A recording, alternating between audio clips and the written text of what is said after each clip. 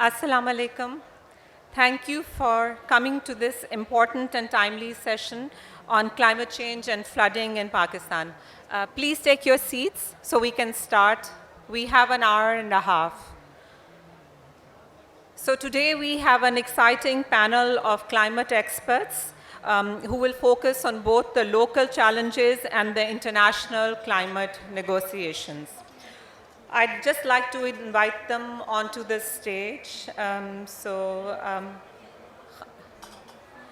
Tauqeer Sheikh, he's our well-known climate and water resources expert based in Islamabad.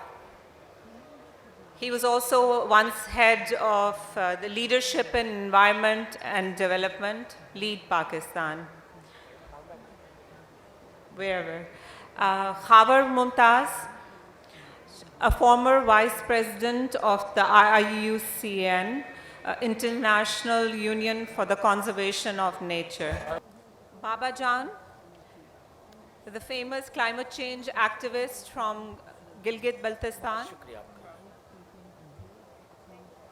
Dr. Abrar Chaudhry, an academic and a climate finance expert from Oxford University.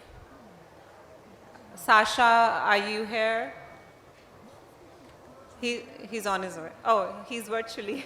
He's going to connect to us virtually. Okay. And then Rafay Alam, probably one of the most well-known environmental lawyers in Pakistan. And Naz Baloch, the Parliamentary Secretary for Climate Change. May I please invite her onto the stage? We can start. This year's massive floods caused by record-breaking monsoon rainfall have wreaked havoc in the country. Scientists tell us that in the topsy-turvy world of climate change, rainy seasons will get rainier while dry seasons will tend to become drier. Floods and droughts will become more frequent.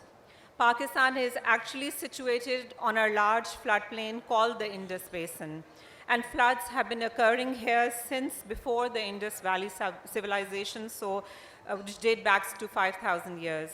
Our people are used to floods. However, climate change is changing the pattern of floods and droughts. We don't know when they will occur and to what extent. Pakistan's problem is that now we either have too much water in the form of floods or too little water in the form of droughts. According to a rapid attribution analysis by an international team of leading climate scientists as part of the World Weather Attribution Group, human-caused climate change likely increased the intense rainfall that flooded large parts of Pakistan this year. Extreme rainfall in the region has now increased by 50 to 75%.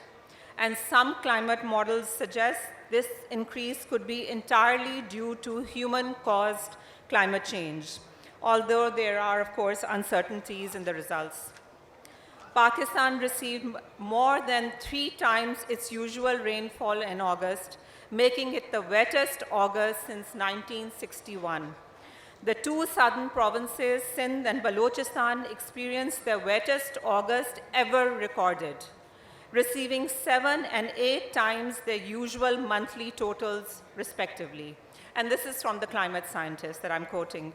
The Indus River, which runs the length of the country, burst its banks around thousands of square kilometers, while the intense local rainfall also led to urban flash floods, landslides, and some glacial lake outburst floods. The rains and resulting flooding affected over 33 million people, destroyed 1.7 million homes, and killed more than 1,700 people. I would now like to invite Justice Shahid Karim from the Lahore High Court, who has been hearing public interest litigation and passing orders on air and pollution and water pollution in Lahore. He's also the author of the Ruda judgment, in which he questions how 100,000 acres of agricultural land can be converted without considering climate impacts and risks. Justice Karim, I'd like to invite you onto the podium for your keynote address. Thank you.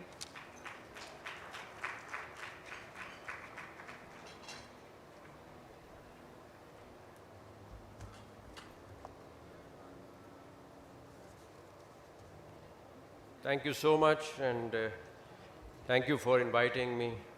This is a special conference in the name of a special person, a very special person, whose passing away will be sorely missed. And I think her presence was actually needed in the current circumstances and the chaos that we have right now. She would have been the saner voice. I also personally miss her sorely. The panelists will be speaking about the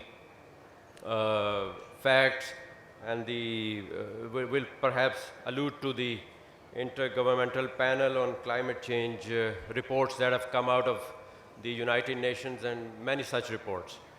But I will here only talk about the little contribution that I have been making for the past more than 3 years now. This is mostly confined to Lahore, but it's gradually being expanded to the entire province. But firstly, two aphorisms. One by Jonathan Miller, who said that you're not responsible for the past, but insofar as you can do nothing, you are complicit in the present created by it. So we need to do something, otherwise we'll be complicit in the present that we create and the future that beckons us. Our constitution is a social compact between the state and the people. It contains rights which the state is under obligation to enforce, and a failure to do so spawns right-based environmental litigation. We may refer to the various provisions in the Constitution which give rise to such rights to inhere in the people of Pakistan, and for which the state is obligated to take real and immediate measures so that climate crisis can be averted in all its manifestations. I can refer to Article 3 of the Constitution, which requires the state to ensure elimination of all forms of exploitation and the gradual fulfillment of the fundamental principle, that is, from each according to his ability to each according to his work. There's a plethora of precedents which have given an expansive view of the term life as used in Article 9 of the Constitution, which clearly includes life which is free from hazards caused by the environmental pollution in order to nurture healthy and robust life for the people of Pakistan. Article 38 is one of the principles of policy which inter alia obligates the state to secure the well-being of the people, to provide basic necessities of life, such as food, clothing, etc.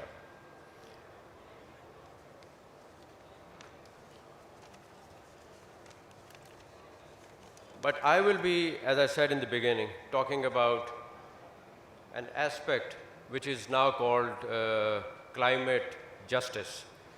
And this has been going on in a number of countries. It is also a recent phenomenon in Pakistan, but you can find more about this in an Asian Development Bank booklet. They have compiled a report series of 4 reports where they have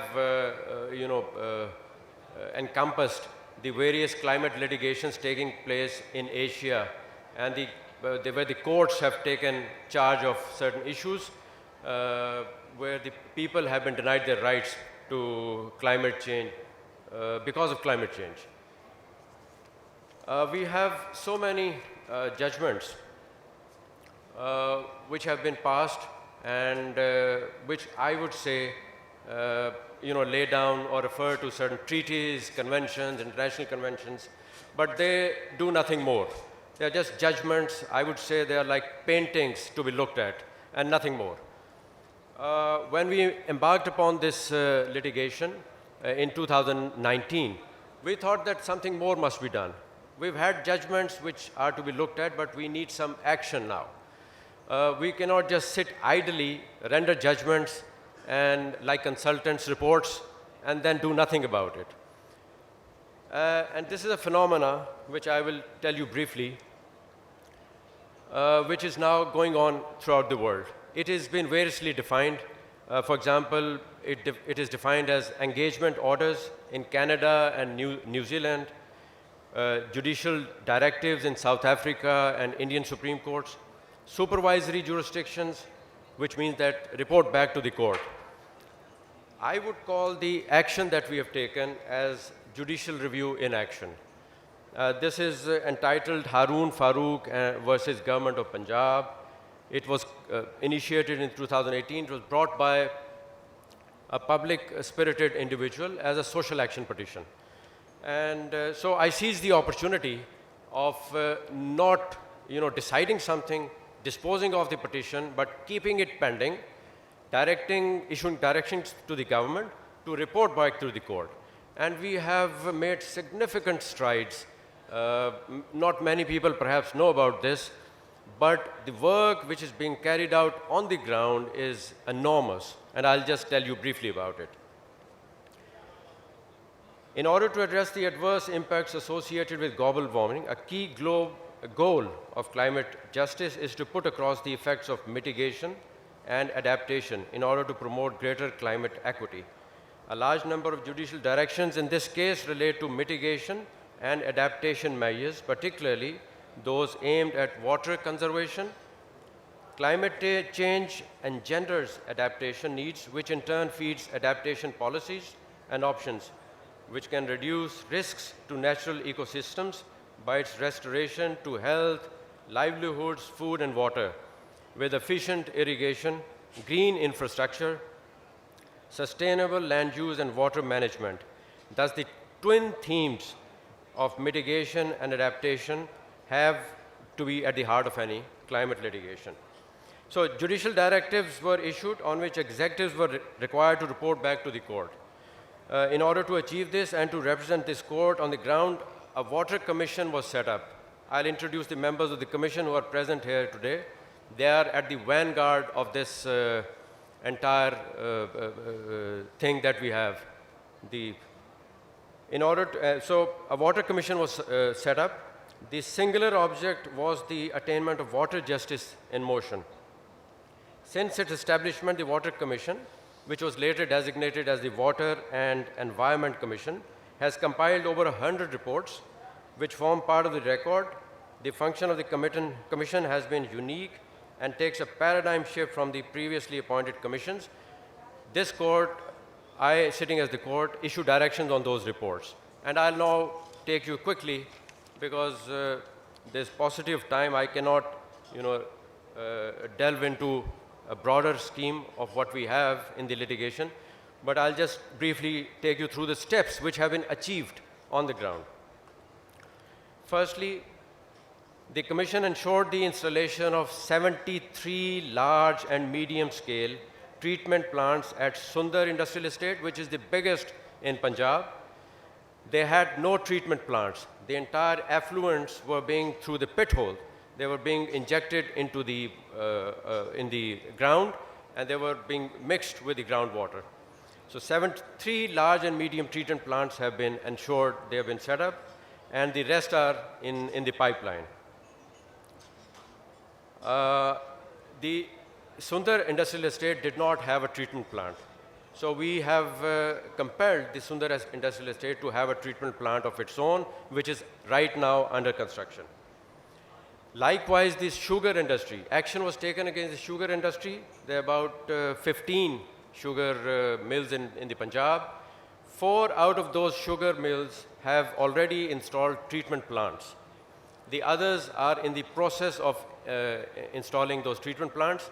And imagine the benefit that the population around them will be getting out of, because previously their entire effluent, which was consisting of arsenic, etc., was being injected into the underground. So the underground water was being polluted, and you can imagine what was the impact that it was creating on the people living in those areas. I think a suggestion was made that a lot of water is being wasted in the mosques while in the process of ablution. So we embarked upon the construction of ablution tanks. This is also a new concept. Currently, 193 ablution tanks have been constructed in different mosques in Lahore. The biggest one has been constructed in Data Darbar Mosque. I would invite any of you to go there and have a look. What happens is that the Parks and Horticulture Authority, the lorries, they come there, they fill their tanks with their water, and the entire, you see, this Iqbal Park, which was the Mento Park, is now being irrigated by the water which they take from the ablution tank of Data Darbar. 310 car washing cycling plants have been installed in these, you must have seen the car washing, for the purpose of car washing, because the water was being wasted. While the cars were being washed, the entire water was being wasted. Now they have car washing recycling plants, which means that the water is not being wasted and the same water is being recycled. Then the tube wells were being used to use the underground water.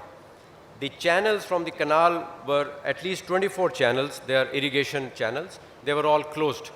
We have had 17 out of those 24 irrigation channels of Lahore branch canal, which remained choked for the past 35 years. They are now been opened. The irrigation department has compelled to do that. And the tube wells in the Governor House, the HSN College, in the Lawrence Garden, they've all been shut down. Now the water from the canals are being used to irrigate their lands. This is also one of the most significant steps that have been taken. The housing societies were not paying any aquifer charges, and VASA was completely helpless in doing that. Through the intervention of the courts, the housing societies have been compelled to pay the aquifer charges, and VASA has been richer by about 2 billion rupees.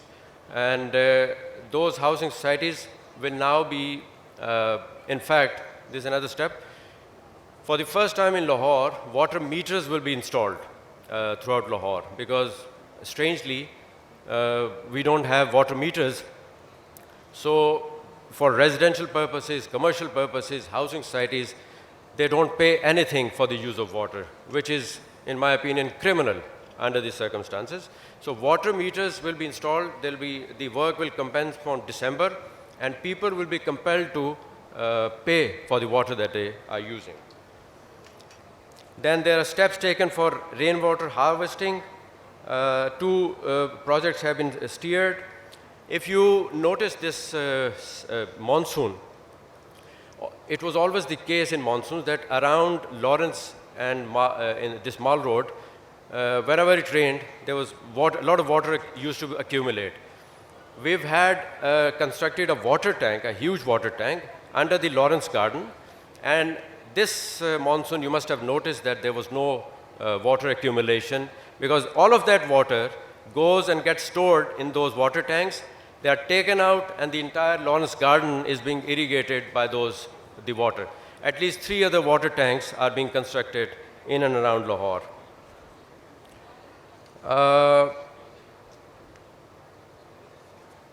As a result of these steps which were taken by the court, a report was compiled about a year back by the Directorate of Hydrology, VASA.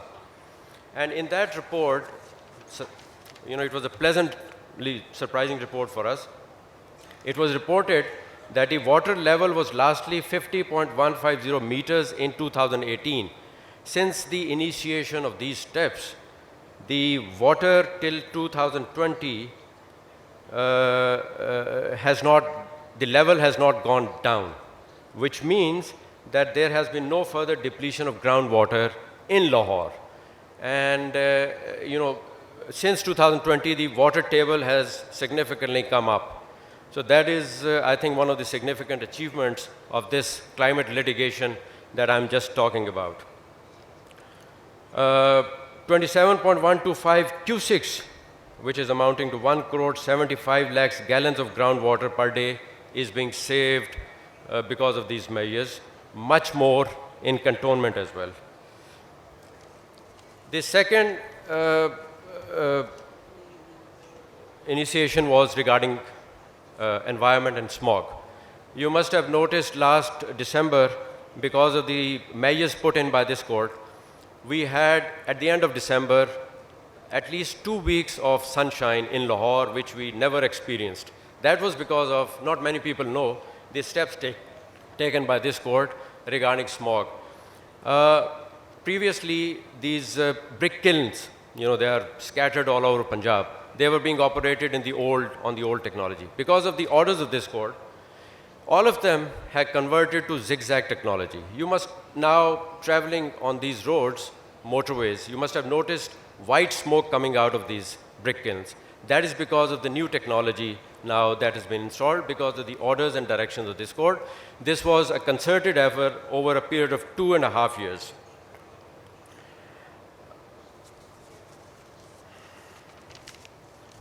Many other steps are taken. I hold a weekly meeting on Fridays, and directions are issued regularly on many subjects which I cannot encompass in this short time that I have.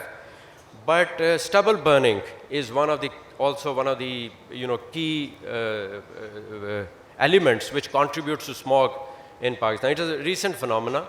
It has been exacerbated by the other climate elements brought forth by the climate change. You know that stubble burning takes place during this season throughout Punjab. The Chief Secretary has been asked to hold weekly meetings. The Deputy Commissioners have been sensitized. These stubble burnings are, we make use of the NASA satellite imageries as well as the imageries from other, and we have real-time, our commission has real-time knowledge of where the stubble burning is taking place so that we can take action. And you will notice a significant reduction in the smog because the stubble burning has been controlled. Anyone indulging in stubble burning is now being imposed with a fine of 200,000 rupees. Another significant step, and people living in Lahore must have noticed that there is significant reduction in the use of plastic bags. That was also one of the directions issued by this court. At least the large stores and many stores, pharmaceuticals and others, they have disused plastic bags. And you would notice other bags which are more environmentally friendly, paper bags. This was also one of the directions issued by this court, and we are expanding it to the other districts of Punjab. I would, lastly, wrapping, as I said, there's so much other things that are happening, and this, I say, is the small little contribution that I'm trying to make to bring about, meaningful changes. We all can, wherever we are, people can make that change. But I would lastly refer to 2 steps further that we've taken. Heat. To control heat, we've asked LDA to impose restrictions. They have compiled regulations as well. Rooftop gardening and solar paneling, that is what is being done throughout Lahore, which will control significantly the heat, because heat now is one of the major factors which will have an impact on cities because of the urbanization and the infrastructure development that we have. Lastly, I'll refer to the Ruda case. It's famously called the Ruda case. There's an urban development that the government wants to set up at the bed where Ravi no more flows. And in that judgment, I've held 2 things, amongst others. One, that our national security now is nothing else but food security. So food security is the new name of national security. So please stop acquiring agricultural land.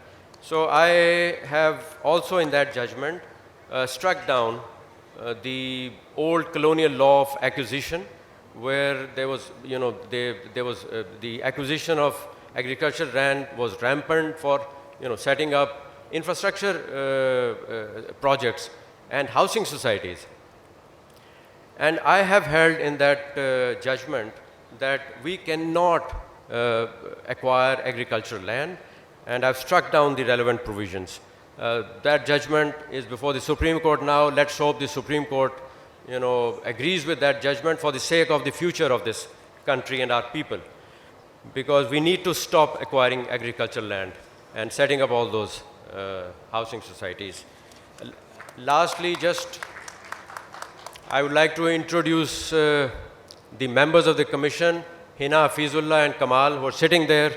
They are at the vanguard of this campaign, and they are members of the Commission. And I tell you, they have faced life threats because of the actions that they have taken on the direction of this court. They are doing great work, and I give them a hand up. Big hand, please. Thank you so much. Thank you. Thank you so much, Justice Shahid Karim. That was so inspiring. I'm a journalist, and I had no idea all these interventions are taking place in Lahore. I mean, this is the kind of story the media should be covering, really, And I think if you could join, okay, good, you joined the panel. So let's move on. My first question is to Khawar Mumtaz, the former Vice President of the IUCN. What lessons did we learn from the super floods of 2010? Because remember, we had massive flooding in the country about 12 years ago in 2010. And who gets left behind by these natural catastrophes despite getting impacted the most adversely? बहुत मैं शुक्रगुजार हूँ इस वक्त इस forum की कि उन्होंने एनवायरनमेंट को और क्लाइमेट चेंज को नेशनल डिस्कोर्स का हिस्सा बनाया है और मेरा अपना ख्याल है कि ये एक बहुत बड़ा ह्यूमन राइट्स इशू है जिसको कि अब उसकी सही जगह मिलनी चाहिए. So before I start, I would like to pay tribute to Asma, a fellow traveler, a champion of human rights, women's rights, a very close friend who fearless, courageous, and who upheld her principles under all conditions. And I also would like to thank the organizers for this panel and for inviting me. We've heard enough of and a lot of information exists about the scale of this havoc. And there was a precursor in 2010 and 11. 2010 का जो था, it was a riverine flood, but 2011 का जो सिंध में flood था, वो बारिशों की ही वजह से था. उसमें हमने बहुत सारी चीज़ें देखी जो कि हमें जो कि फॉल्ट लाइंस आइडेंटिफाई की थी जो कि हमें तैयारियों के लिए ज़रूरी है. दो चीज़ें जो उसमें थी और जो कि हम इस फ्लड में भी हमारे सामने आई हैं वो यही हैं कि कुछ लोग ऐसे होते हैं जो कि रह जाते हैं जब फ्लड की रिलीफ होती है या रिहैबिलिटेशन होती है. So I think what we've learned, and I think again we've seen in this flood also, that there are those who are left behind. And we find that those are the people, the ones who are left behind are the ones who are vulnerable already. They have pre-existing vulnerabilities which get heightened and exacerbated during such catastrophes. We've seen, for instance, in the areas which have been affected by flood, the 16% of the population was already food insecure. And we also saw that 10% of the households from the previous flood of 2011 have not come out of absolute poverty. They did not succeed in coming out of absolute poverty. So unless we look at ameliorating the pre-existing conditions, we will continue to have people who are devastated by these floods, by these calamities. We already know that 33 million people are displaced, but within these left out people on the margins, the Haris, the landless, the daily wagers, the women who are left behind are the ones that really get no attention. And in this particular flood of 2022, 57% of the fatalities were of women and children. 57% were of the children, and then we find that there is the the most vulnerable are pregnant women, which also reflects upon the lack of family planning, population welfare facilities to women, because most of these are undernourished or malnourished and bad health. So these women, of these 650,000 pregnant women, 130,000 are at risk.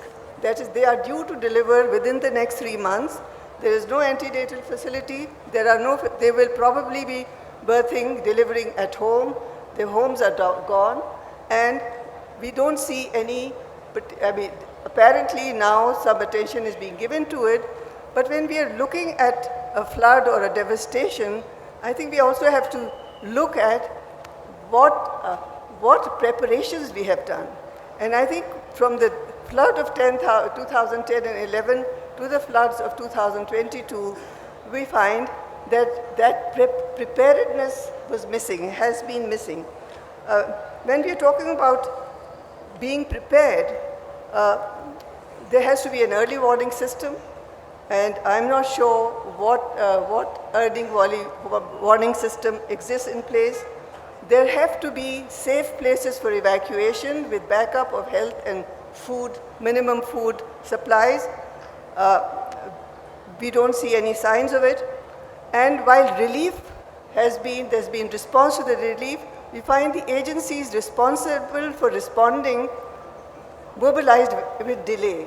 It was the NGOs, the non-profit organizations who were linked to the grassroots, who came out first to come forward for relief, and उनके दायराकार बहुत limited होते हैं. हर जो non profit है उसका अपना दायराकार है, वो उस तक, और वहाँ पर लोग मुनज़्ज़म भी हैं, और जब तक लोग मुनज़्ज़म लोकल लेवल पे नहीं होते हैं तो आपकी रिलीफ जो है उन लोगों तक नहीं पहुँचती जिनको की ज़रूरत है. तो we find that again and again it's the not-for-profit, the NGOs who took the lead. The government has followed later. Army was called in and deployed as much as they could. All the helicopters were deployed, boats were deployed, but the ones who were left out somehow do remain left out. And I think there is no policy to look at that. When I was at the National Commission on the Status of Women, I carried out a gender analysis of existing sectoral national policies. The National Climate Change Policy recognizes that the impact of calamities, of environmental change can be very high on the marginal people, especially women. It also identified those groups, but we find that there is no action plan. The action plan is missing. And then the National Disaster Reconstruction Plan of 2019 does not include the gender perspective, the women's and the children's perspective at all. ये 2019 का है जब तक के हमारी कई calamities हो चुकी थी, उसमें हमें ये भी पता चल गया था, we all know कि we are not responsible for climate change, but we are impacted by it. But then how prepared are we for that? And I think that's where the missing link is. We've got institutions, we've got NDMA, we've got provincial district management authority. Yesterday we were told there is another fund that is for risk management, but we do not find their presence and response and action plans. Their budgets are very limited, resource allocation is not available. So I think इस वक्त जो लम्हा फ़क्रिया है हमारे पास ये है कि institutions पे इंस्टीट्यूशंस बना दें, लेकिन लोगों की जो ज़रूरत है उस वक्त की वो पूरी नहीं होती. And I would like to end, because I think we only have 10 minutes, what I would like to end with or close with is that we need to recognize, and again it's been proven that the not-for-profits, the NGOs are the ones who reach out, but the current atmosphere environment for NGOs is very tight. उनके लिए space ही नहीं है काम करने की, उनको एक शक की नज़र से देखा जाता है, उनके काम को भी शक की नज़र से देखा जाता है, जबकि again and again we find that they deliver and they need to be included in the planning that is to be done for preparing for the next calamity. We are going to have more and more calamities until the global climate change process is not, is not stopped or at least brought to some sort of a rational level. And in that, I feel that their inputs need to be included. अगर कोई गलत काम कर रहा है तो हमारे यहाँ कानून बहुत है उनको रोकने के लिए, लेकिन जो अच्छा काम कर रहा है उनको हम कैसे शामिल करें, that should be our objective. And lastly, I would say something that the Justice Saab has said, जो कि दिल को लगी थी, and this is one of the things that I've been campaigning for, is that food security is our highest priority. Women's role in that food security is something that is totally ignored. And how do we, for a long term, unless we create that equality between our citizens, the dignity and respect that women need, their capacity building to deal with disasters, all that is not part of any of the policies that we have discussed. And I analyzed, we analyzed 6 policies, except for the health policy, and that includes women, but it's not integrated with the other policies. So, as somebody yesterday said, we need integrated policies, and we need local government. Local government is your first port of responding, and we are devoid of those. So these are some of the issues that one needs to address if we want to be ready for the climate change impact, which is going to increase. It's not going to reduce. Thank you so much. Thank you so much.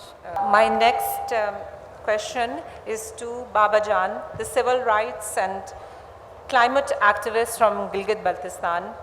Baba Jan, आपने podium में आना है. You're most welcome because ये थोड़े mics में issues हैं.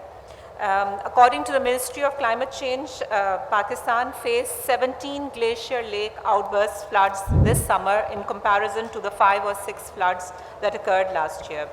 How are vulnerable mountain communities coping with climate change? What support do they need? मेरे stage पे बैठे अकाबरीन और हाल में मौजूद तमाम दियार गैर के मेहमानान और मेरे मुल्क के अजीम, इस मुल्क के तकदीर बदलने के लिए यहाँ जमा हुए सामाईन, आप सबको मेरा सुरुख सलाम। मैं एक ऐसे जगह से यहाँ पे आया हूँ जहाँ की मुस्तकबिल बरसगीर के 2 अरब इंसानों की मुस्तकबिल के साथ, इनकी ज़िंदगियों के साथ वाबस्ता है, और लाताइदाद जंगली हयात, लाताइदाद जानवर और लाताइदाद नायाब परिंदों के ज़िंदगी का अनहसार गिलगित बल्तिस्तान और कश्मीर के पहाड़ों से है, वहाँ से निकलने के पानी से है। अगर गिलगित बल्तिस्तान के साथ आज हम मिलके नहीं सोचेंगे तो ये पूरा खित्ता बंजर होगा, गिलगित के बल्तिस्तान के पहाड़ सूख जाएंगे।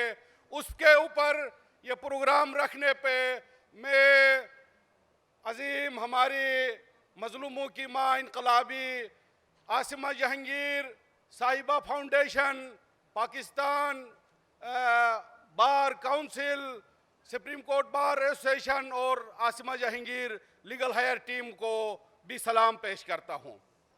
यहाँ पे हमें सोचने की ज़रूरत यह है कि जिस अंदाज से गिलगित बल्तिस्तान के अंदर तरक्की के नाम पे गैर मुकामी सरमायादारों को मादनियात के लीज़ दिए जाते हैं, उनका मकसद यहाँ के सरमायादार का मकसद वहाँ के सकाफत के साथ, वहाँ के मज़हब के साथ, वहाँ के तौर तरीक़े के साथ, वहाँ के आबो हवा के साथ, वहाँ के इंसानों के साथ, वहाँ के जंगली हयात के साथ कोई ताल्लुक़ नहीं है। उनका महज एक ही मंसूबा है, वो इस पूरे दुनिया को मलियामेट करके इलाक़े को जहन्नम बनाकर अपने लिए सरमाया कमाया जा सके। इस पे ऊपर हमें गौर करने की ज़रूरत है। जब इतना सारा मामला वहाँ पे हो रहा है, वहाँ पहाड़ के पहाड़ सिरक रहे हैं, कहीं पे बर्फ बट रहा है, कहीं पे बर्फ के जिले बन रही हैं और उनके नताइज में ज़मींदोज़ ज़िलज़िले आ रहे हैं। यहाँ सड़कों की तामीर में बेपनाह बारूद के इस्तेमाल से पूरे पहाड़ हिल जाते हैं और उस वजह से भी तबाहियाँ आ रही हैं। लेकिन सड़कों को बनाने से पहले बदकिस्मती से वहाँ पे जो बनने वाली झीलों को बर्बाद करने वालों के साथ क्या हो रहा है, इस पे सोचने का मुकाम है। इस पे पाकिस्तान का उकला, पाकिस्तान का सहाफ़ी, पाकिस्तान का उस्ताद, हर तबक़ई फ़िक्र, तालिब इल्म, हत्ता कि हिंदुस्तान का भी तमाम तबके के ऊपर फ़र्ज बनता है कि इस पे सोचा जाए। ये दोनों मुल्कों का सैराब करने का सबसे बड़ी जो शहरी रग यही है, गिलगित बल्तिस्तान है। इस पे सोचने के बजाय वहाँ पे हम जब मुतासिरीन की बहाली की बात करते हैं, हम माहौलियात की बात करते हैं, हमारे ऊपर इंसदाद दहशतगर्दी एक्ट लगाकर पता नहीं कितने कितने सालों के लिए जेलों में डाला जाता है। वहाँ पे सांस लेने पे पाबंदी है। वहाँ कई सालों से इन मामलात को देखने के लिए बल्दियाती इंतखाबात लोकल लोगों को मजबूत करने के बजाय जजेस भी एक कलम के वज़ीर आज़म के, आपके इस्लामाबाद के और आपके यहाँ के रियासती अदारों के सिफारिश पर जजेस भर्ती होते हैं, इस मस्जिद से एक, इस मस्जिद से एक। वहाँ इंसानों का कोई शुमार नहीं है। इस सब के ऊपर देखने की ज़रूरत है।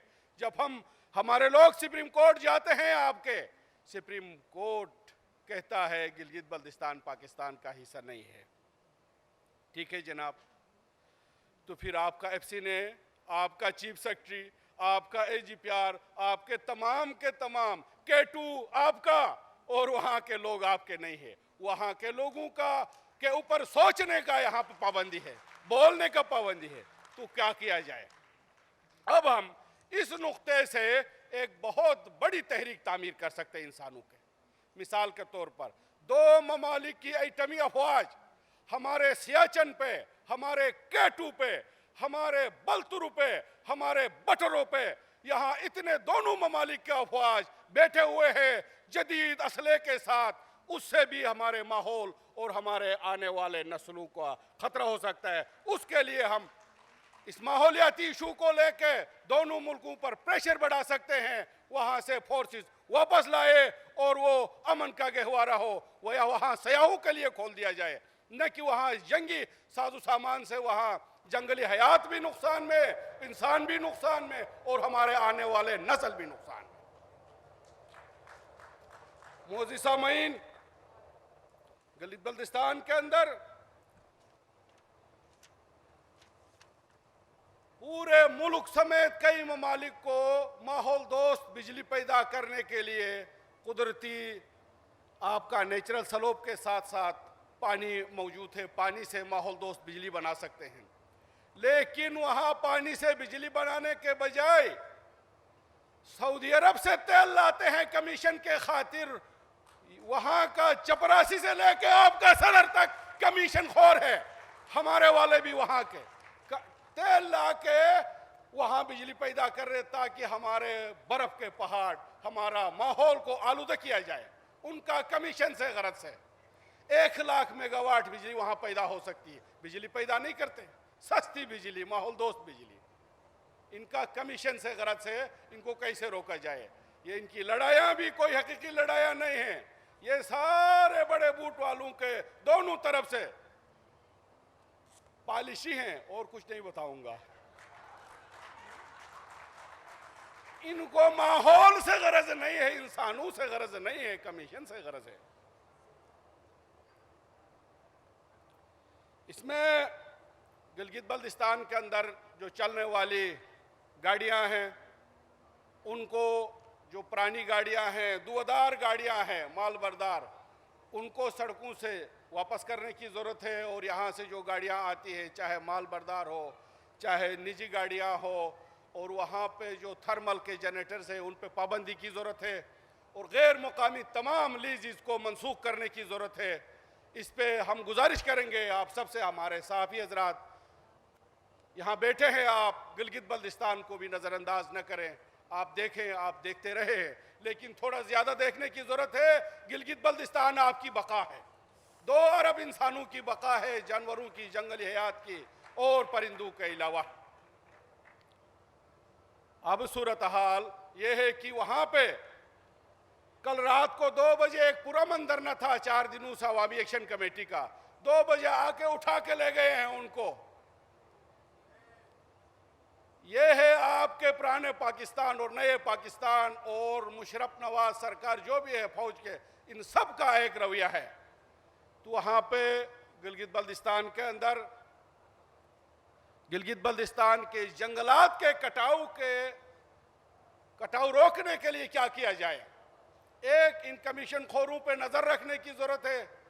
किसी दिन गिलगित से, आप पंजाब से, ये अहमद मीर साहब आपसे गुजारिश करेंगे, एक कैमरामैन को भेज दीजिएगा कितना जंगल काट कर लकड़ी के लाठ लगे हुए हैं। हुकूमतें बदलते ही परमिट निकालते हैं, जंगल काट के रखते हैं। सड़क के आसपास में, दूर का नहीं कहूँगा आपको, देखें कितनी तबाही है। तो गिलगित बल्तिस्तान के अंदर जंगल को रोकने के लिए, मज़ीद जंगल बढ़ाकर वहाँ के पहाड़ों को बचाने के लिए क्या किया जाए। वहाँ के मफलूकुल हाल मजलूम इंसानों को, जो किसी आईन के बगैर चलते हैं, किसी कानून के बगैर चलते हैं। एक बादशाह इस्लामाबाद से हुक्मनामे भेजता है, मेरी ये मर्जी आई, सोने से पहले गिलगित के बारे में ये जाकर इस तरह एक और उसकी मर्जी बदलती है। यानी हुक्मनामों के आर्डर के ज़रिए चलाए जाने वाले इलाके के लोगों को सब्सिडाइज गैस फराहम की जाए ताकि वहाँ जंगल की डिफॉरेस्टेशन जो है ख़त्म हो सके। और साथ साथ हम आपसे मुतालिबा करेंगे, वहाँ जो इंसानी हुकूक़ के लिए काम करने वाले लोग हैं, जो सिविल सोसाइटी हैं, उनकी तहरीकों पर कदगन हैं, उनको आप अपना समझकर, जिस तरह K2 को अपना समझते हैं, वहाँ के रहने वाले इंसानों को अपना समझकर आप उन मसाइल को लेकर आगे चलें। ऐसा न करने की सूरत में ये होगा कि इंसानियत भी ख़तरे में आएगी, फिर ये यहाँ की लड़ाइयाँ भी वहाँ आएंगी। लोग बहुत बर्दाश्त लोगों ने किया हुआ है, वो बर्दाश्त का मादा नौजवानों में से ख़त्म होता जा रहा है, फरियाद का मादा ख़त्म होता हुआ जा रहा है। तो ये इसके ज़िम्मेदार भी इस्लामाबाद के हुक्मरान हैं। हम वहाँ पे कुछ जगहों में, बल्तिस्तान में और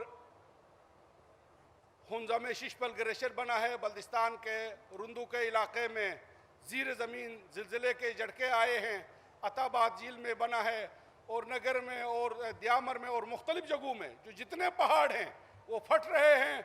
उसके लिए बैनुल अक़वामी तौर पे जो माहिरीन हैं उनको लाने के लिए क्या किया जाए, और लाने के लिए कोई माहिर लाता है तो यहाँ से आपका कोई हवलदार उसके कान में पकड़ कर वापस भेजता है। ये मसाइल हैं, इसको देखने की ज़रूरत है। वो आएँ, वो फिर सिफारिशात तैयार करें बैनुल अक़वामी माहिरीन, वो सिफारिशात के नतीजे में इंतज़ामिया अमल दरामद करे और इंतज़ामिया मुकामी लोगों के हाथ में हो, मुकामी हुकूमतें हों, ज़िली हुकूमतें हों, वो अवाम का बेहतरीन, अब तारीख़ी तौर पे भी आपके तमाम तरीक़े से वो देख सकते हैं माहौल को बचाने के लिए। एक छोटा मिसाल दे के मैं अपनी बात को अख्तिताम करूँगा। इस साल 30 जून से 9 जुलाई तक हमारे गांव में एक धरना था, वहाँ कोई गैर मुकामी सरमाएदार को पूरा पहाड़ दिया गया है लीज पे, उसको अवाम ने नहीं छोड़ा है। सीपैक के ऊपर धरना था, वहाँ एक खातून, उसका नाम है बीबी, वो खड़ी होकर आई, बूढ़ी खातून थी। उसने कहा, मैं जब छोटी थी तो मैंने बकरियां भेड़ चराने गई थी, वहाँ से अपने साथ चंद जाड़ियों के पुशूल नाम की एक जाड़ी है, उसके चंद शाखें तोड़ के लाई थी, हरी शाखें। तो मेरे घर पे शाम को छापा लगा। उस वक्त के गांव का माहिदीन ने, बड़ू ने छापा लगाया, छापा लगा के मेरे बाप से एक बेड़ू छीन के ले गया। जब मेरे 4 छोटी सी टहनियों पे, पुशूल के हरी टहनियों पे इतना मेरे साथ उस वक़्त हुआ, तो 8000 कनाल पहाड़ किसने दिया है? देने वाले का और लेने वाले का सर कलम करो कह के एक बूढ़ी खातून ने यह पैगाम दिया। उस वक़्त हमारे ये तरीक़ेकार थे, कोई मारखोर नहीं मार सकता था, कोई ये जूनिपर के दरख्त थे उनको हरे किसी दरख्त को नहीं काट सकते थे, सख्त पाबंदियाँ थी, यानी इंसान के कत्ल के बराबर उसको सजा दी जाती थी, उसकी ज़मीन उठाई जाती थी। लेकिन ये किराए और कमीशन के एजेंट जो 70 साल से वहाँ पे गासिबाना बैठे हुए हैं, ये हमारे दरख्त भी काटते हैं, हमारे दरिया भी बेचने लगे हैं सरमाएदारों को, और वो ताकि किराए के बिजली उनसे बिजली घरों से बिजली उठाई जा सके, हमारा हर चीज़ बेचने पे लगे हैं। लेकिन अच्छी बात है गिलगित बल्तिस्तान का पढ़ा लिखा नौजवान तुलबा तालिबात आगे आ रही है और लड़ रही हैं, ये खुशाइंद है।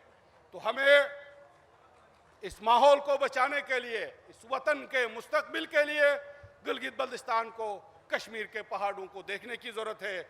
यहाँ दोनों ममालिक से डिमांड करने की ज़रूरत है फिलफौर अपनी अफवाज को वापस लें। वसलाम, बहुत शुक्रिया। Thank you so much, Babajan, for your inspiring and illuminating speech. Next question is to Naz Baloch, the Parliamentary Secretary for Climate Change. What has been the government's response to the floods? अगर आपने podium पे आना है तो बेशक आप आ जाएं. Mic आपका अगर नहीं सही, उधर echo आता है थोड़ा सा. So let's hear the government's response to the floods. And also if you can talk about our national climate change policy that was formulated in 2012 and about the Climate Change Act 2017. Bismillahirrahmanirrahim. First of all, I want to thank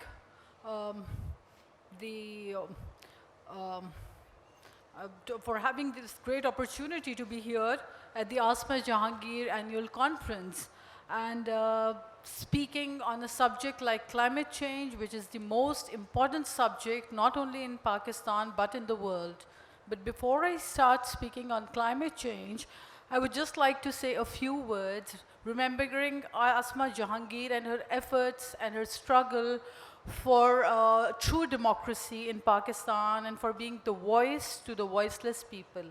A very strong and a very courageous, a very brave lady who knew whatever she did was for the innocent people, for the deprived people, and made sure that she raises the voice and turns to be the voice of the voiceless people. I think we can speak volumes on her struggle and her efforts and whatever she did to be known and renowned personality of Pakistan, which we always are going to miss. She was not only a legal person, a legal champion, but she was a great human rights activist. Well, speaking on climate change, as everyone knows, the recent flooding in Pakistan has washed away villages, leaving millions of people homeless. Kids are out of school, and millions of people are facing serious health concerns. There is a huge and a very sharp increase in the waterborne diseases. I particularly coming from the south of Pakistan, which has been unfortunately the most seriously affected areas. And also, when I speak of it, I want to let everyone know the devastation that has been caused in the northern part of Pakistan, that's the KPK. Also, Balochistan, one of the most affected provinces. As we all know that Pakistan is a home to more than 7,000 glaciers. It's a huge number. But when we know and we realize that a scorching temperature of 52 degrees Celsius is nothing but a destruction and devastation at such a point of time, and knowing our geographical location. Pakistan cannot come out of all this situation all by itself because we lack resources. And above all, we are the sufferers. We are not the creators of this situation. We are not the factors who have contributed to the climate change. In fact, we are the ones who are striving hard for climate action. But yes, we seek support from all the countries who've seen a sharp boom in industrialization. And we've been discussing this on all forums. Talking on climate change, I can speak a lot, but the circumstances that Pakistan is facing are very serious. The challenges in the wake of climate change, despite the fact that Pakistan is the low contributor of the problem, that means only we are emitting less than 1%, that is 0.8% contribution of global greenhouse gases emissions as per GHS inventory 2018. Pakistan continues to suffer as one of the most impacted countries. In 2021, Pakistan was categorized as one of the 3 countries that have continuously remained in the top 10 list of most impacted countries over the past decade. Pakistan has also been ranked as the 8th most vulnerable country to climate change, according to Global Climate Risk Index 2021, report by German Watch that I'm discussing and highlighting. In terms of climate-related challenges, including water stress, glacier melting, extreme events, and spread of diseases, Pakistan has been the epicenter of cascading climate disasters during 2022. As I mentioned earlier, the glacier lake outburst floods is one of the serious concerns that we are focusing and trying to address. Forest fires, torrential monsoon rainfalls that have triggered the unprecedented floodings in my country. The recent floods have severely compounded the economic challenges of Pakistan. As we all know that we are already facing a huge economic crisis.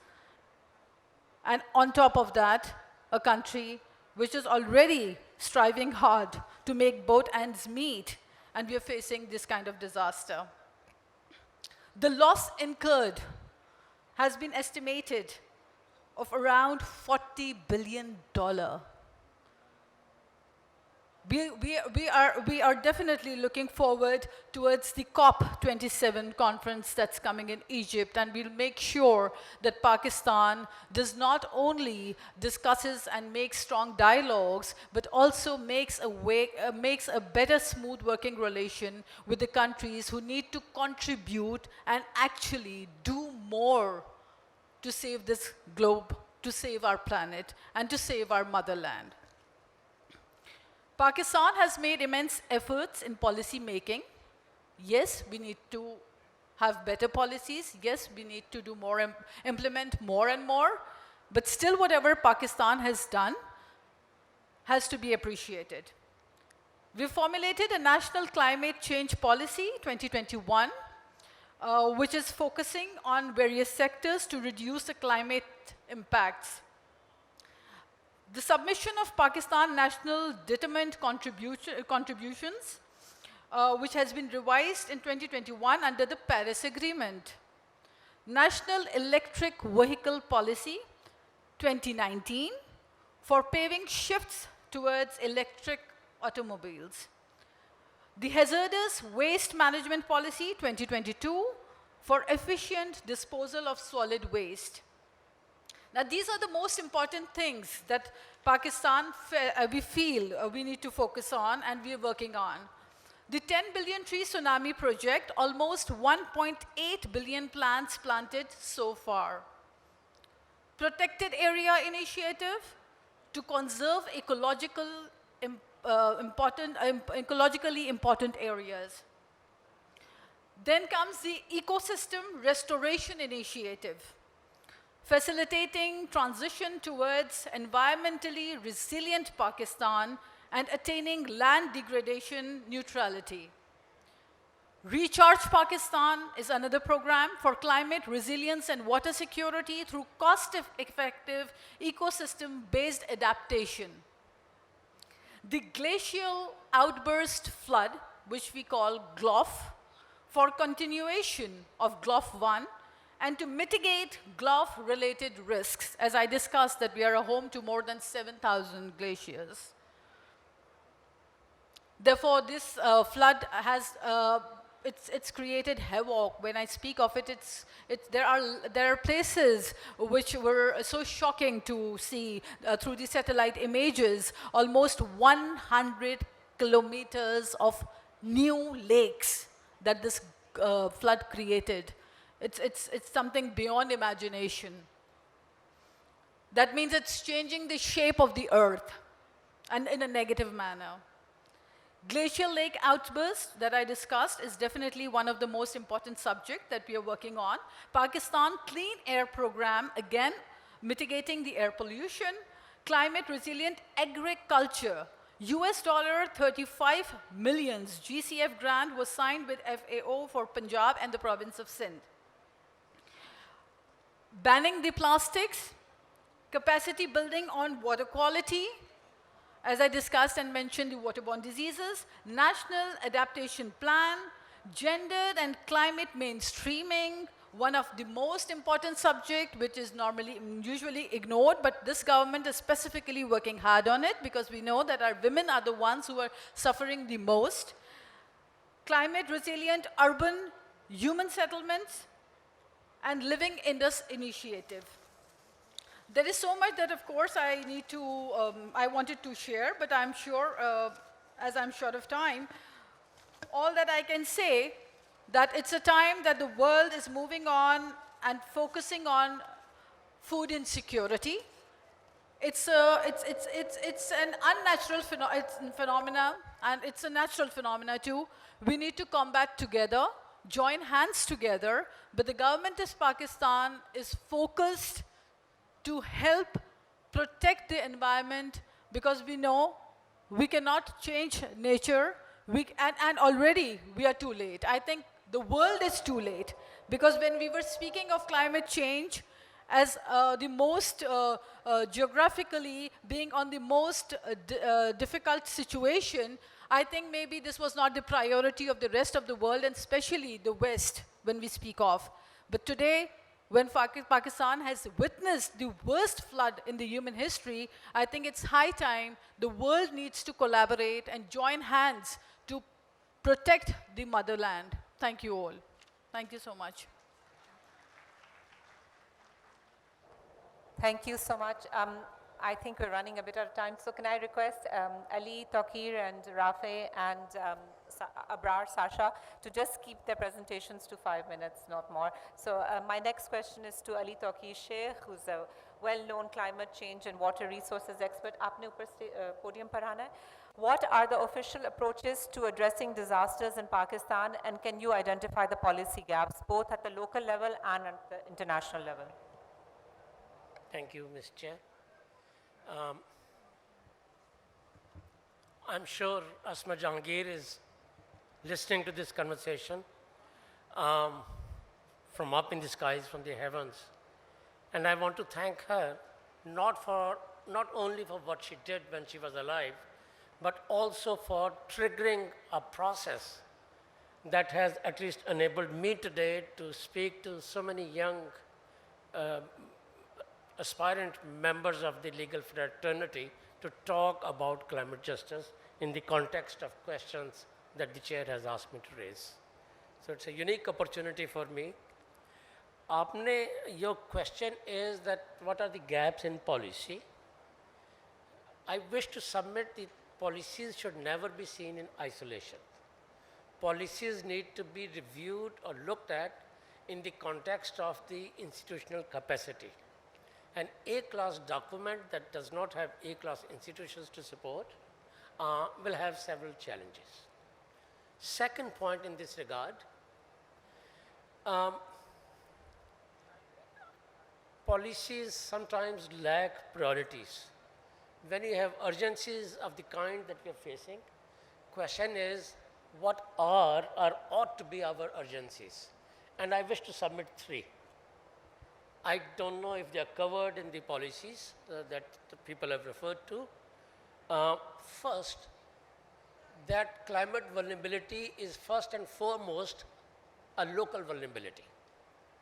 its solutions lie in local action. Uh, I think Baba Jan highlighted that very eloquently, that how local knowledge and wisdom can guide.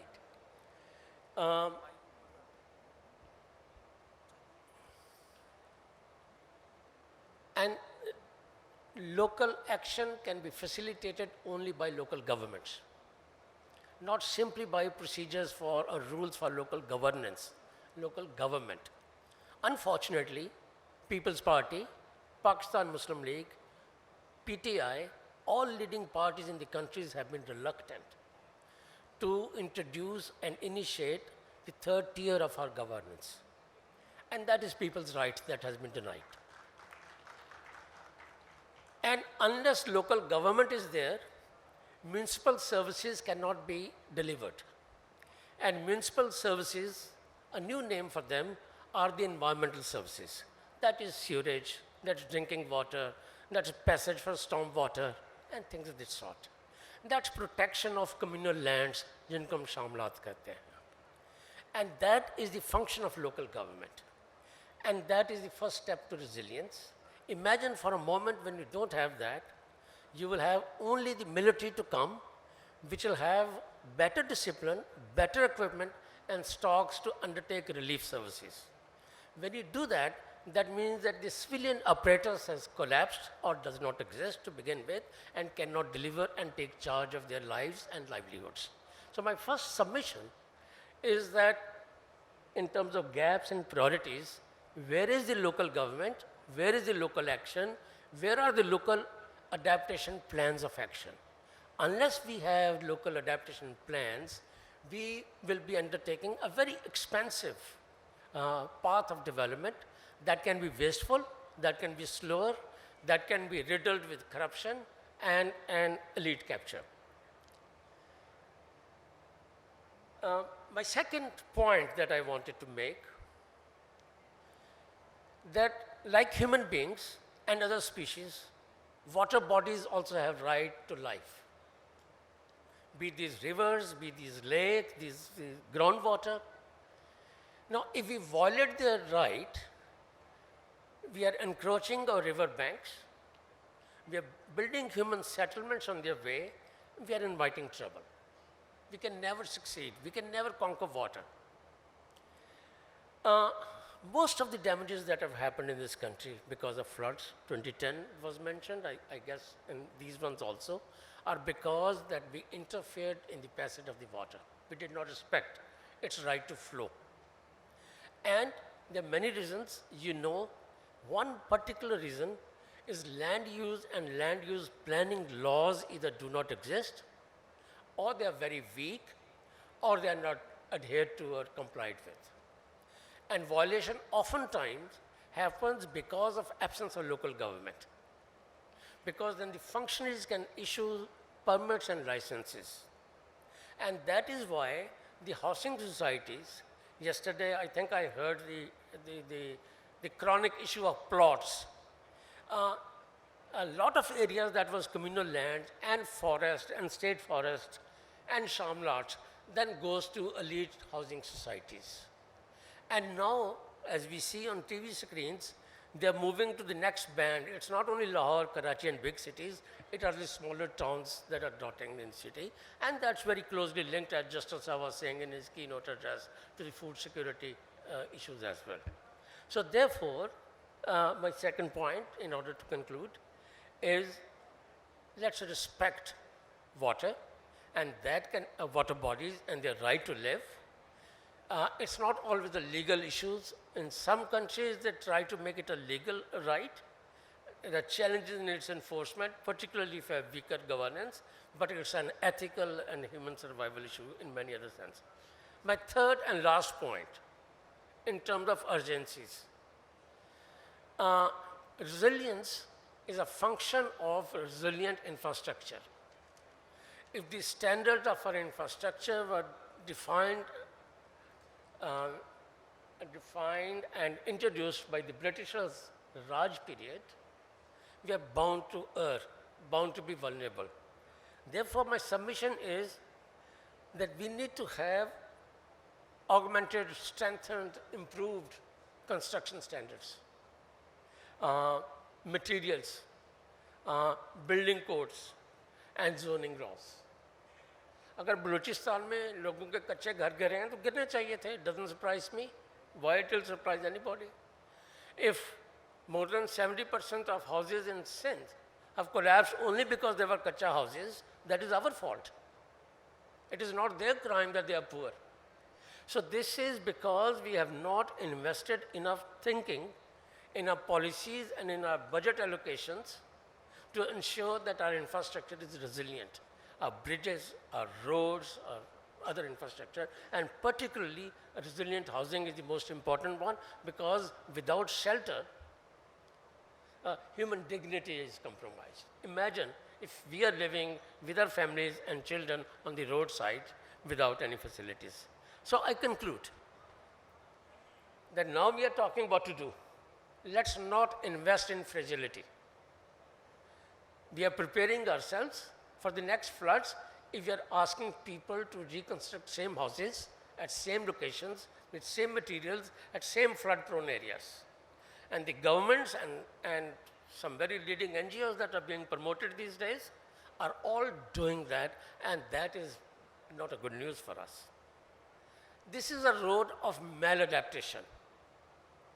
The infrastructural investment that Pakistani state has done has reduced from 15 billion a year in PSDP to 5, and because of these disasters, this 500 billion, and because of these disasters, we don't even have 500 billion.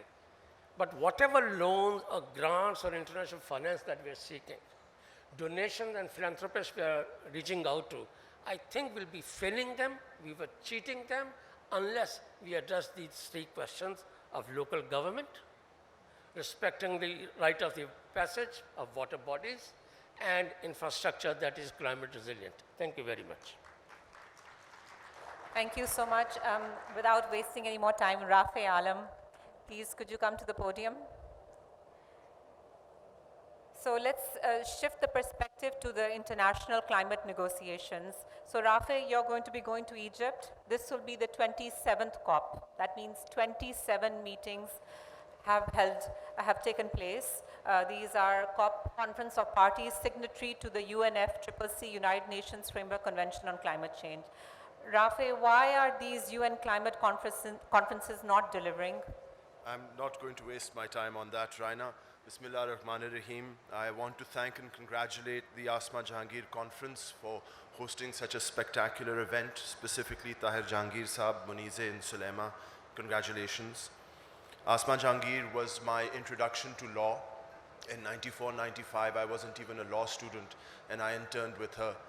And as a mentor, she really guided me into the profession, and I'm incredibly proud to be here as a legacy of an unbelievably wonderful woman. I also want to appreciate the efforts of Mr. Justice Shahid Karim with the fantastic job with Haroon Farooq sir. We salute you. Dekhin ji, the Earth's atmosphere is in balance so that we as human civilization can live here. यहाँ पानी है, यहाँ हवा है, इसके बगैर यहाँ कुदरत ज़िंदगी नहीं मिलेगी आपको. And this is in a balance. You tip this balance and the very things that allow humanity to live here will go away. Climate change is caused by human beings. It's caused by greenhouse gases. जब आप कोई चीज़ ज़मीन से निकाल के उसको जलाते हैं, चाहे वो कोयला हो, दरख्त हो, तेल हो, पेट्रोल हो, गैस हो, उससे कहीं ना कहीं ग्रीन हाउस गैसेस पैदा होंगी. और उन ग्रीन हाउस गैसेस का what they do is they trap the sun's heat in the atmosphere. और आहिस्ता आहिस्ता नहीं, जल्द अज जल्द टेम्परेचर बढ़ना शुरू हो गया. और सनती इनकलाब के मुकाबले में आज 2022 में दुनिया ऑन एवरेज 1.1-1.2 डिग्री सेंटीग्रेड ज़्यादा गर्म है. सिर्फ 1.1. मगर इस 1 डिग्री सेंटीग्रेड पे आप देखें पाकिस्तान में जिस तरह की फ्लडिंग हुई है इस साल. इस वक्त नाइजीरिया में जो 32 स्टेट्स हैं उनमें से 28 स्टेट्स फ्लड के अंदर हैं. स्पेन के अंदर फ्लडिंग हो रही है. चीन के अंदर पानी नहीं है. यूरोपियन हीट वेव गुजरे. This is just 1 degree. We are seeing forest fires in the Arctic circle. Oceans acidify. coral reefs collapse, and we have plastic in our bodies. Greenhouse gas measure करने के लिए हम फिजा के अंदर carbon की शिद्दत गिनते हैं. 2022 में it was 420 parts per million. Now, आपको इंसानी तारीख नहीं, इस अर्थ की तारीख में कोई 2 करोड़ साल पहले जाना पड़ेगा to find a place on earth at a time where there was 420 parts per million. ये हमारे human existence के अंदर ऐसा example आपको नहीं मिलेगा, and that was the Paleocene extinction event. Look it up. And so at 420 parts per million, now we are in a Anthropocene extinction event today. It's not something that's about to happen. We are in an extinction event. It has happened. अब इस climate change को काबू करने के लिए 1992 में United Nations Framework Convention on Climate Change was signed. और इसका मकसद था कि ग्रीन हाउस गैसेस को किसी ना किसी तरह 21वीं सदी के अंदर स्टेबलाइज कर दिया जाए. और उस स्टेबलाइजेशन के तरीके जो थे वो 2 मुख्तलिफ तरीके थे. एक जो जापानी शहर क्योटो 1996 में तय किया गया था कि सनती इनकलाब के मुकाबले में 2 डिग्री सेंटीग्रेड से ज़्यादा टेम्परेचर नहीं बढ़ने देंगे. That was called the Kyoto protocol. सिर्फ 2 डिग्रीज. उस पर लोग शोर डाल पाए. The small island states rose up in revolt and said 2 degrees centigrade corresponds to sea level rise that will wipe out their countries. Just flood them and wipe them out.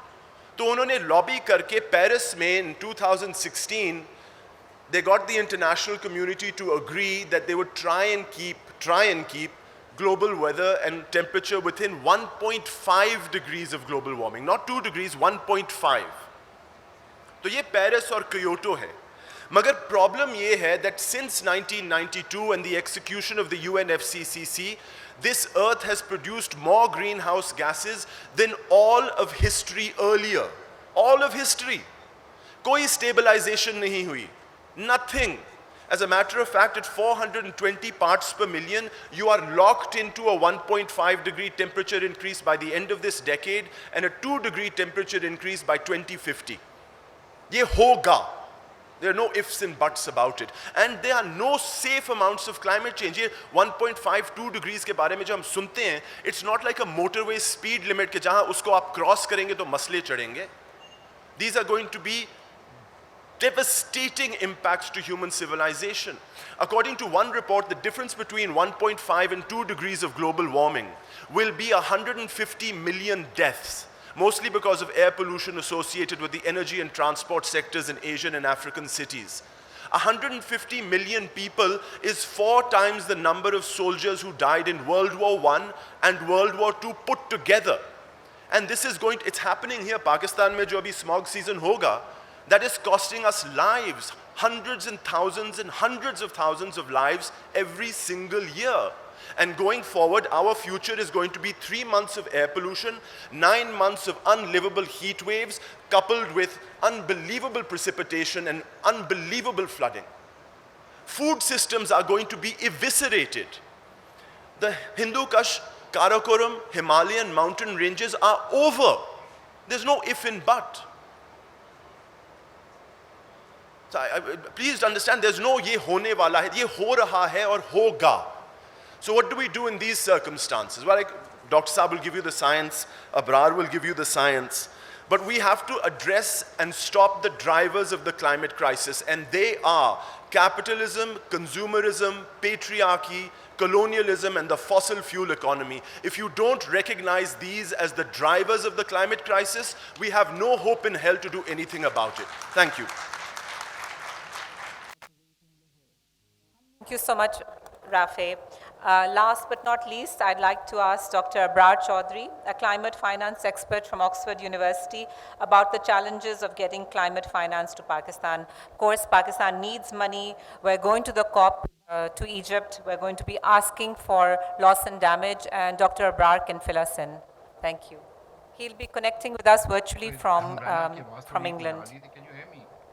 Hard act to follow after Rafay. I think he's made a very strong point of where we are and what we need to do, and that the climate change has arrived.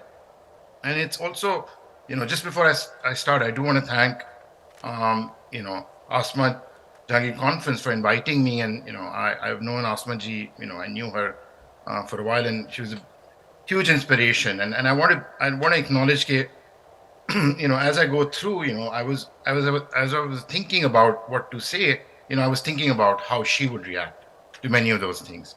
So it's wonderful actually, to hear from all the different speakers. And one of the key things that, of course, you pick up is that we have developed a much stronger understanding of climate change. हमें समझ आ रही है, we're talking about loss and damage, we're talking about reparations, we're talking about mitigation and adaptation. So that has really come into our language. And we also recognize that no country has suffered more than what Pakistan has. The current flooding was just another of the disasters that we've seen, and we're seeing this more and more. But what I want to drive here is, I want to move towards action. We've heard a lot about the challenges. We've also heard a lot about the local challenges, which was fantastic to hear. But my focus today is really trying to show you two futures. And the first future is where Pakistan wants climate justice. We've been talking about climate justice. Our leaders have been going around telling the world that, we don't need charity. We need justice. We need money. And this is because of the emissions that the West has caused. And that's fair. I completely agree with this. This is what needs to happen. And we know that the COP is happening in 2 weeks. And I want to give you a future of the COP, what I think would happen in the COP. We will go there, our leaders will go there, our NGOs will go there, our communities will go there, and everyone will sympathize. Everyone will come to us and say, you know what, we feel for you. We feel what's happened to Pakistan. We feel for the population. We can see the suffering. And so personally, everyone understands, at a human to human level, we understand the suffering. We understand what's happened. But when they take a formal approach, when they go into the negotiations, things change.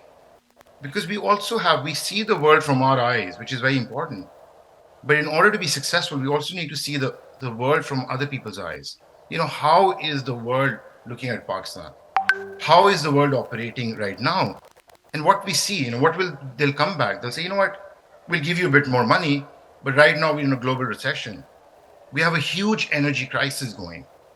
We have homelessness. We have other challenges that we have to deal with. There are wars happening elsewhere. There are election challenges happening. And when we go to loss and damage, they'll come back and say, yes, we understand that you need loss and damage. You need this money. But this will open up legal cases where, we will be liable. Their lawyers will stop them. So what really happens, right? People want to give justice, but they'll incrementally push us forward. And they'll say, you know what, we've set up a green climate fund. We've allocated 100 billion, but that hasn't really come in. Why don't you apply for that money? Why don't you get money from there? We do sympathize, but there isn't much that can happen. And we'll keep raising our voices, right? We'll keep going back and saying, no, we need this. And as Rafay was saying, it's not just going to be us. There'll be people from Sudan. There'll be people from the Horn of Africa. There'll be people from other parts of the world, because disasters are happening all over the world. And the challenge is that, our voices will start to go down. And we will have to wait for, the next disaster for us to demand more. And then we'll have the same cycle going on and on again, because there'll be something else happening. So the challenge here is that in this world, in this climate justice world, which I completely agree with, that we deserve this, we need this. It's not charity. We will be waiting for the world to come to us. We'll be praying and hoping that another disaster doesn't happen, and the world will come and step up. And that's our thinking. That's one future that I'm giving you. And I know it doesn't seem very, very hopeful, but that is a very plausible future where, we keep demanding and we keep asking and we keep seeing these disasters. And so we'll have to think, okay, what do we do with this? But there is a second future as well. And that's my provocation here. Because I want to end this, on something that I think is possible, but is very uncomfortable. And that is a future where you think of Pakistan as, the headline would be Pakistan, the climate leader, leading a just transition. And what does that mean? That means that we have to make climate change our raison d'etre, which really means our reason for being. And why we should focus so much on climate change is because Pakistan is ground zero. This is where climate is happening. This is where climate meets the world. We have glaciers at one end. We heard 7,000 glaciers, 1,000 kilometers of gulfs right now. The monsoons hit us. We have river systems. So if you want to see what climate disaster and what climate action or what climate challenges are, this is where Pakistan is. So this should be our number one priority. This should be our existence. And we should be thinking about it because we know that climate change has arrived. So what can we do? And this is where I want to give a few suggestions. And I want to talk to the community that's sitting here. We've got a wonderful conference with people who are actual leaders. They're the ones who will make a difference. If you look around, these are the people who can do something about climate. So I want to start with the educationists first. I feel climate change should be a core learning in every school, starting from primary schools. And the reason is because we may not exist, but the next generation is going to suffer a lot more. So they need to understand what are the challenges, what is happening outside, and they can simply walk out of their schools and actually see the challenges, see the flooding, see the poverty, see the vulnerability. So we need to expose our generation of young people to challenges and not just sit in schools and learn. We have to make sure that the educationists build programs, whether they're undergraduate program, whether they're postgraduate program, focused on climate action, climate science. Throughout the world, there are new climate schools coming all across. Just one example, Stanford just got $1 billion funding to build a new school. The funders are not naive. They understand that this is the challenge of the future. And so the world is investing in education, training its people. And this is what Pakistan should be doing. When we look at research, I was fortunate to be in Pakistan in August, where I ran a climate workshop with many young PhD academics. And my discussion or my take with them was that I'm not here to teach you. I'm here to cooperate with you. Because what you are sitting on is a gold mine. What you are working on is what the world needs. They need data, they need information, they need to understand what's really happening on ground. And I can help you get that publication out. I can help you bring what's missing here. So we should be cooperating. We should be offering to the world that, listen, we have all the data here. We have all the information. If you want to study glaciers, come work with us, with our university. So the universities have to take this proactive approach, not wait for justice, but bring people in. And we've seen examples in Bangladesh, in other countries where they've taken this up so strongly, and you see such fantastic research coming out that it actually keeps this issue alive. It's not just our voices, it's not just our lungs screaming for justice, it's our work, it's our research, it's our data that's talking as well. So that's my first ask for the educationists, that you can do this. You can bring climate top of the agenda. The second is the business community that I want to go towards. Climate change is a huge opportunity as well. It's a huge business opportunity if you think about it. Almost, I've looked up this figure, $274 trillion will be required just for energy and land change transition. And other sectors have to come in this as well. So when we start to look at businesses, you realize that this is an opportunity. I speak to businesses and they say, oh, we're looking at technology. We're thinking of building technologies and we're trying to, create these new ideas. And for all those businesses, I say, you're 20 years late. It's already happened. It's gone. The era of technology is gone. Someone else has captured it. Silicon Valley, Bangalore, Berlin, London, they're already made those hubs. So what we get are crumbs. And that's not going to get us anywhere. That will not make us transform. That's not where the next unicorn, those are like the $100 billion companies going to come. But climate is open right now. We are in an era which we call the era of fermentation, that there isn't a model out there. Everyone's working on this. There isn't something that's been settled. So our businesses should unlock their capital. Think about not investing in real estate, which is unproductive. The amount of money that goes in real estate, if that money went into climate innovation, believe me, we would have amazing number of companies coming out from this part. We should be the ones who should be telling the world how to manage floods, because we experience floods. When you experience something, you can tell the world, this is what happens. We should be exporting those capabilities to the rest of the world. We should be the one who should be producing net zero t-shirts or sustainable rice or low carbon milk. Yeah. Because once we start to push these products out, this is what the world needs and they will come to us. So while we can chase the $100 billion, that is for the entire developing countries, we're missing out on the trillions that are sitting there to be invested. Companies right now are looking for ways to come in. And this is where our next innovation should come in. This is where the businesses should open up and think and make themselves uncomfortable. And there's a great example, like an example I was looking. If you look at the bazooka football, that came from Pakistan. That's the football that was used in the World Cup. And I looked up, I did some research on that. And it was very interesting that before that football, we were producing footballs by hand in Sialkot. And so one entrepreneur decided that, okay, he's going to move from producing footballs from hand to setting up this machinery. He made himself uncomfortable. There were lots of challenges around it, but that paid off.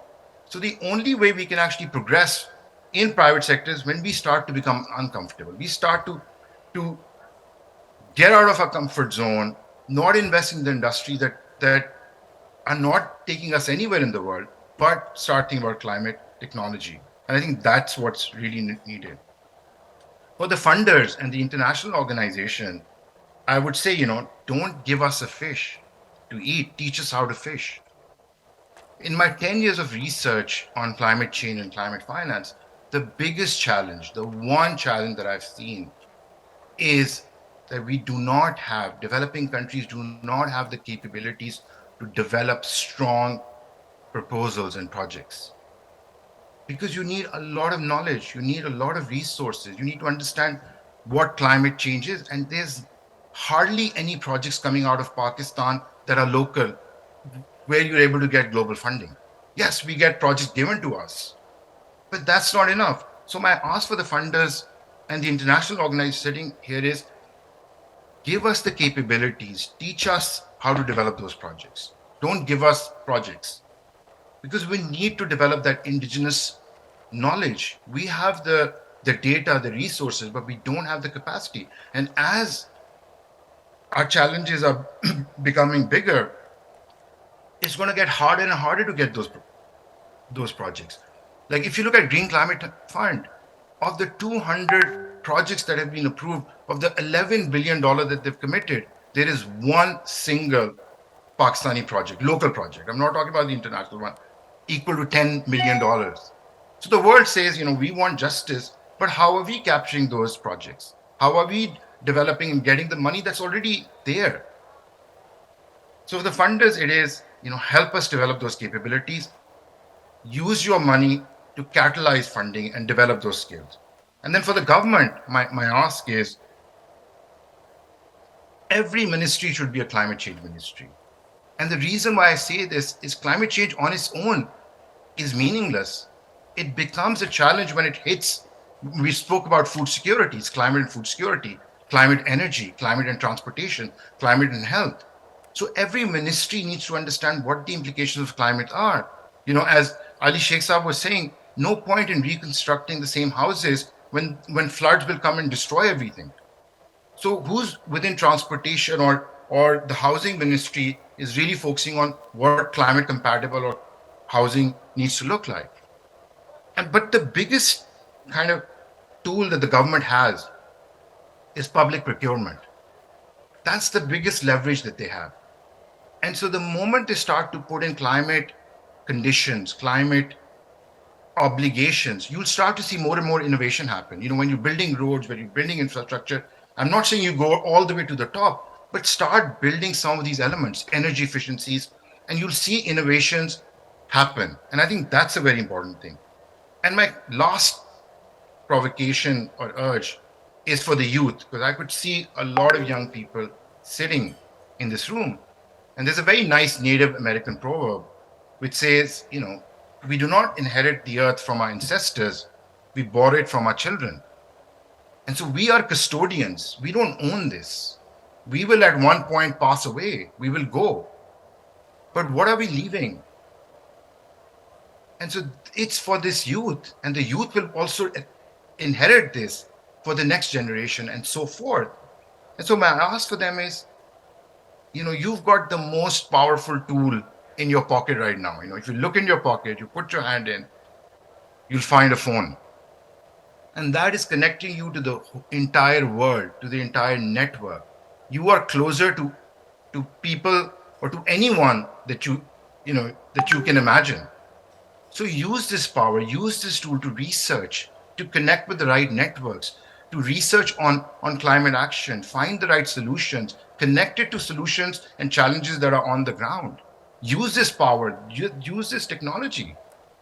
Because the next jobs that are coming in, like in the oil transition, we'll lose about 10 million jobs, but the green technologies will create 100 million jobs. So it's very important that we start to think about how the youth, how the young people can focus on this, because these are going to be the jobs of the future.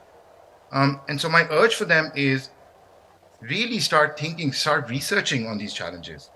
And so I'll stop here, but I just wanted to show you that these two futures, right? The first future is climate justice that we need. But here we're waiting for the world to come to us. We're sitting in our comfort zone. We're hoping something would happen.